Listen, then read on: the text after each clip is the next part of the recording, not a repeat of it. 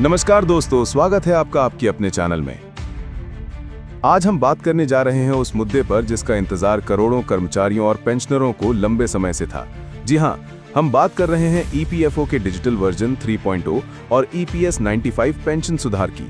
भारत में लाखों कर्मचारी और 80 लाख से अधिक पेंशनधारी लंबे समय से ये उम्मीद लगाए बैठे थे कि उनकी आर्थिक दिक्कतों को कम करने के लिए सरकार कोई ठोस कदम उठाए। अब लग रहा है कि वो पल आने वाला है, क्योंकि 11 और 12 अक्टूबर को ईपीएफओ का केंद्रीय न्यासिक बोर्ड यानी सीबीटी की बैठक होने जा रही है।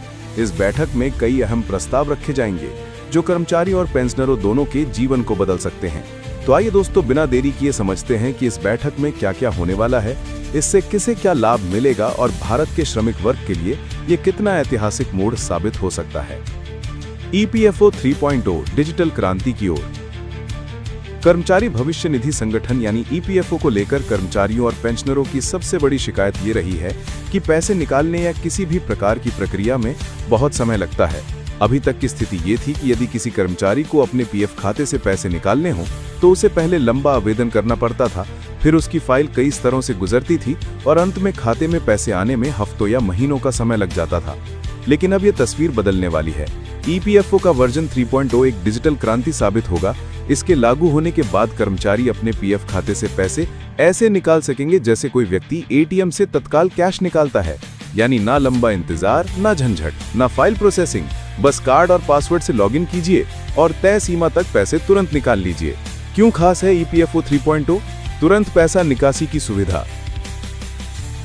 आपातकाल में कर्मचारियों को हफ्तों इंतजार नहीं करना पड़ेगा।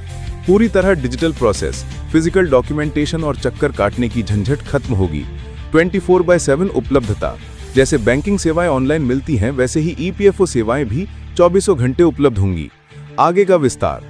विशेषज्ञों का कहना है कि आने वाले समय में ईपीएफओ 3.0 सिर्फ पीएफ निकासी तक सीमित नहीं रहेगा, बल्कि ये डिजिटल बैंकिंग प्लेटफॉर्म की तरह काम करेगा। यानी इसमें लोन लेने की सुविधा, निवेश के विकल्प और अन्य वित्तीय सेवाएं भी जुड़ सकती हैं। क्यों टला था लॉन्च? असल में इस डिजिटल सिस्टम को जून 2025 में शुरू किया जाना था, लेकिन तकनीकी अड़चनों और सिस्टम को सुरक्षित बनाने में समय लगने के कारण इसे टालना पड़ा था। अब उम्मीद है कि अक्टूबर 2025 की सीबीटी बैठक में इसकी लॉन्चिंग की तारीख तय कर दी जाएगी और 2026 की शुरुआत से यह पूरी तरह लागू हो जाएगा। कर्मचारियों को मिलेगा सबसे बड़ा फायदा।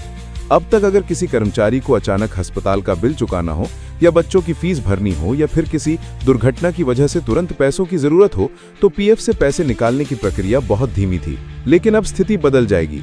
कर्मचारियों को अपने पीएफ अकाउंट से तुरंत निकासी की सुविधा मिल जाएगी। ये कदम न सिर्फ कर्मचारियों को आर्थिक सुरक्षा देगा, बल्कि उनके जीवन स्तर में भी बड़ा बदलाव लाएगा। ईपीएस 95 पेंशनरों की उम्मीदें। इस बैठक का महत्व सिर्फ पीएफ धारकों तक सीमित नहीं है। ईपीएस 95 पेंशनरों के लिए भी ये बैठक बहुत अहम होने जा रही है। भारत में लगभग 82 लाख ईपीएस 95 पेंशनर हैं और इनमें से 1 लाख से अधिक पेंशनर पिछले 11 सालों से लगातार न्यूनतम पेंशन बढ़ाने की मांग कर रहे हैं। मौजूदा स्थिति। वर्तमान में न्यूनतम पेंशन सिर्फ 1000 रुपये प्रति माह है। आज की महंगाई में 1000 रुपये से जीवन यापन करना लगभग असंभव है। पेंशनरों की मांग। न्यूनतम पेंशन को बढ़ाकर कम से कम 7500 रुपये प्रति माह किया जाए। इसके साथ महंगाई भत्ता डीए जोड़ा जाए। पेंशनरों को फ्री मेडिकल सुविधा दी जाए। संभावित बदलाव।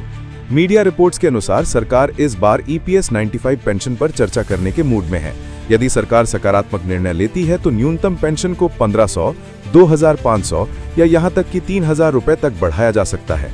यदि ऐसा होता है तो लाखों पेंशनरों को दिवाली से पहले बड़ा तोहफा मिल सकता है। रोजगार प्रोत्साहन योजना। इस बैठक का तीसरा बड़ा मुद्दा है रोजगार प्रोत्साहन योजना। यह योजना 1 अगस्त 2025 से लागू हो चुकी है और 31 जुलाई 2027 तक चलेगी। लक्ष्य। देश में 3 करोड़ से अधिक औपचारिक रोजगार तैयार करना। योजना की मुख्य बातें। पहली बार नौकरी करने वाले युवाओं को 15,000 रुपए की प्रोत्साहन राशि मिलेगी। जिनकी सैलरी 1 लाख रुपए तक है, उन्हें 1000 रुपए प्रति माह अतिरिक्त सहायता दी जाएगी। इससे न सिर्फ युवाओं को रोजगार मिलेगा, बल्कि कंपनियां भी नए कर्मचारियों को भर्ती करने के लिए प्रोत्साहित होंगी। बैठक से निकलने वाले 3 बड़े फायदे। अगर इस बैठक से अपेक्षित फैसले लिए जाते हैं तो कर्मचारियों और पेंशनरों को 3 बड़े लाभ मिलेंगे। पहला, पीएफ निकासी में क्रांतिकारी बदलाव। कर्मचारी एटीएम की तरह तुरंत पैसा निकाल सकेंगे। दूसरा, नए रोजगार के अवसर। रोजगार प्रोत्साहन योजना से लाखों युवाओं को नौकरी मिलेगी। तीसरा, पेंशन में संभावित बढ़ोतरी। EPS 95 में वृद्धि से बुजुर्ग पेंशनरों की आर्थिक स्थिति मजबूत होगी। भविष्य की दिशा। विशेषज्ञों का कहना है कि EPFO 3.0 आगे चलकर भारत की श्रमिक वर्ग के लिए एक ऑल-इन-वन डिजिटल बैंकिंग प्लेटफॉर्म बन सकता है। इसमें लोन लेने की सुविधा, निवेश के विकल्प, बीमा सेवाएं और पेंशन मैनेजमेंट सब एक ही जगह उपलब्ध हो सकते हैं। इस तरह यह सिर्फ एक तकनीकी बदलाव नहीं होगा, बल्कि करोड़ों भारतीय कर्मचारियों के लिए वित्तीय सशक्तिकरण का नया अध्याय होगा। दोस्तों, आने वाली अक्टूबर की CBT बैठक कर्मचारियों और पेंशनरों के लिए ऐतिहासिक साबित हो सकती है। EPFO 3.0 PF निकासी की प्रक्रिया को पूरी तरह बदल देगा। EPS 95 पेंशन में सुधार से बुजुर्ग पेंशनरों को राहत मिलेगी। रोजगार प्रोत्साहन योजना से युवाओं को नई नौकरियां मिलेंगी। यानी ये बैठक सिर्फ वर्तमान कर्मचारियों के लिए ही नहीं, बल्कि सेवानिवृत्त पेंशनरों और आने वाली पीढ़ियों के लिए भी एक नई उम्मीद लेकर आ रही है। ऑडियंस से सवाल: आप किस राज्य से हमारी ये वीडियो देख रहे हैं? कृपया कमेंट करके जरूर बताइए, ताकि हम आपके क्षेत्र की खबरें भी आप तक सबसे पहले पहुंचा सकें।